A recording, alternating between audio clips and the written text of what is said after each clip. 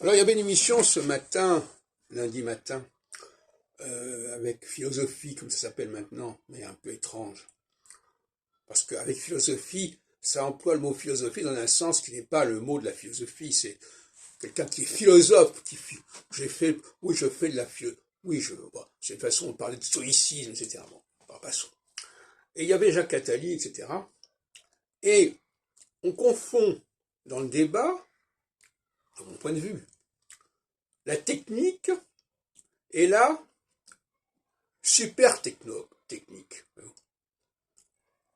Alors ça, j'en parle d'un point de vue théologique, évidemment. C'est-à-dire que la technique, c'est ce que les hommes peuvent faire, et quelqu'un parlait dans cette émission à côté des institutions qu'on peut faire et défaire, hein, opposant la convention à la nature. Mais entre la convention et la nature, il y a la surnature et il y a la surtechnologie.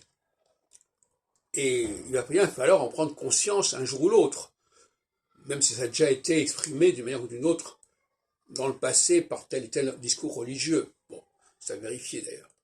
Et donc, la surtechnologie, c'est une technologie qui n'est pas humaine, qui vient d'ailleurs en quelque sorte, et sur laquelle nous n'avons pas prise, pas encore en tout cas.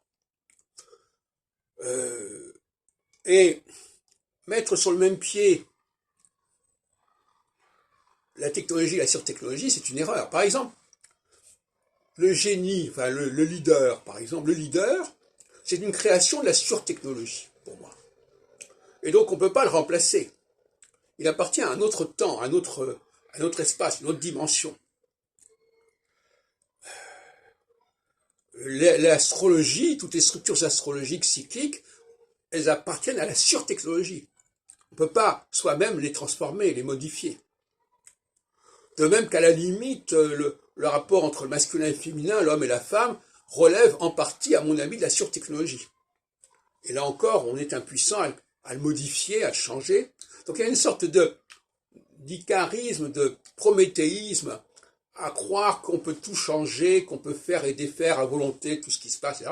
C'est vrai jusqu'à un certain point, mais il y a un seuil où on passe de la technologie à la surtechnologie, et à ce moment-là, on passe de ce que j'appelle la théologie horizontale ou équinoxiale à la théologie verticale ou plutôt solsticiale.